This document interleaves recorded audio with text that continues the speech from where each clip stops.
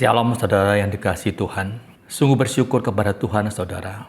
Hari ini di penghujung tahun 2023 ini kita masih diberi kesempatan untuk belajar firman-Nya. Mari kita bersama-sama melihat dari 1 Samuel pasal ke-15. Saya bacakan ayat 11 yang berbunyi demikian. Aku menyesal karena aku telah menjadikan Saul raja, sebab ia telah berbalik daripada aku dan tidak melaksanakan firman-Ku. Maka sakit hatilah Samuel, dan ia berseru-seru kepada Tuhan semalam-malaman. Saudara, ayat yang saya baru baca tadi itu merupakan perkataan Tuhan kepada Samuel, di mana Tuhan merasa menyesal menjadikan Saul sebagai raja atas bangsa Israel. Penyesalan Tuhan bisa dimengerti, saudara, karena perilaku Saul memang tidak ada perubahan sama sekali. Meskipun telah diperingati bahwa kerajaannya tidak akan tetap, artinya Tuhan akan menurunkan dia dari tahtanya. Saul bukannya menunjukkan penyesalan dan berusaha hidup benar di hadapan Tuhan. Dia tetap melanggar perintah Allah. Ketika berperang dengan Bani Amalek, Allah telah memberi perintah agar memusnahkan semua yang ada dalam negara itu. Tapi Saul tidak melakukannya. Dia malah membiarkan Raja Agag tetap hidup. Dan lebih parahnya lagi saudara, dia membawa pulang hewan yang terbaik. Ketika ditanya apa tujuannya, alasannya untuk dipersembahkan kepada Tuhan. Ayat 15 saudara. Alasan begitu rohani. Bagi manusia mungkin alasan ini begitu baik, rohani sekali. Tapi di hadapan Allah tidak sama sekali.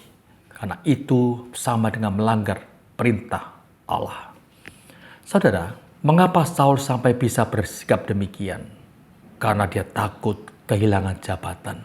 Sehingga dia lebih mengutamakan penilaian manusia daripada penilaian Allah.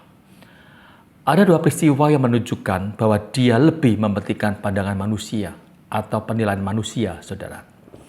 Yang pertama, ketika Samuel menegur dia karena membawa pulang hewan yang baik.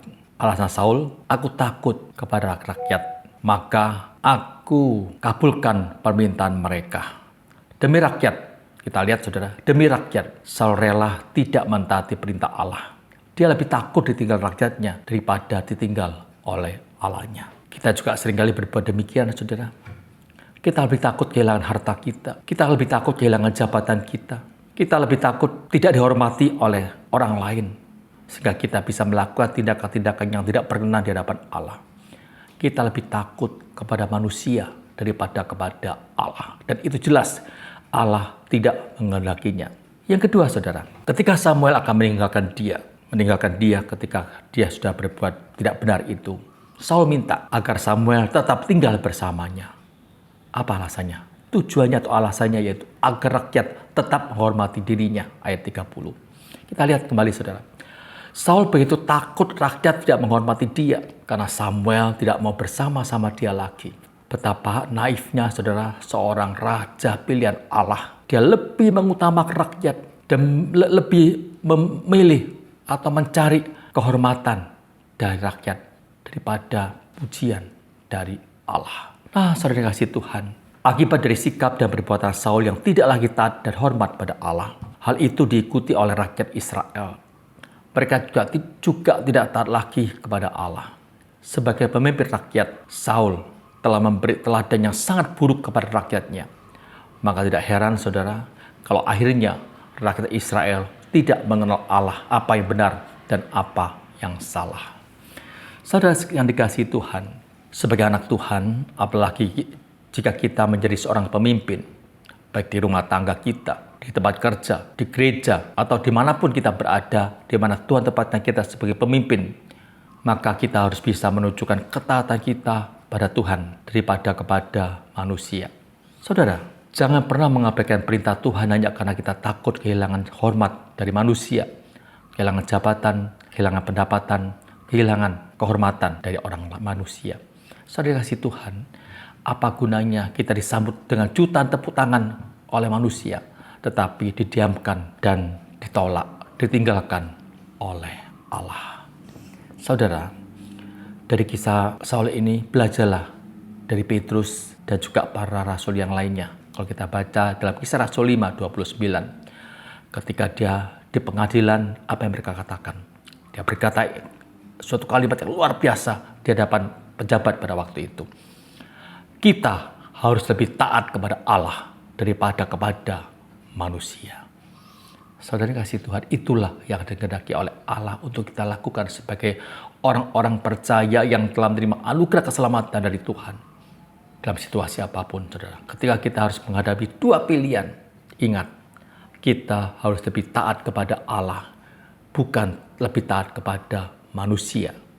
Allah yang memberi kita hidup, Allah yang menentukan masa depan kita, Allah yang telah menyelamatkan jiwa kita dari kebinasaan.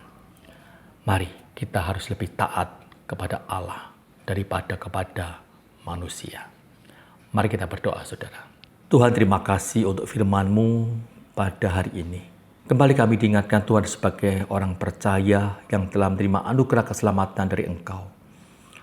Kiranya dalam situasi apapun juga, ketika kami berada dalam dua pilihan antara taat kepada Tuhan dengan taat kepada manusia, maka kami harus belajar seperti Petrus dan juga Rasul yang lainnya. Kami akan lebih taat kepada Engkau, bukan kepada manusia. Tuhan, tolong kami. Beri kami kemampuan, beri kami kekuatan, beri kepada kami keberanian untuk mengambil keputusan untuk lebih taat kepada Engkau, Tuhan. Terima kasih Tuhan. Dalam nama Tuhan Yesus kami berdoa. Amin. Tuhan memberkati saudara sekalian.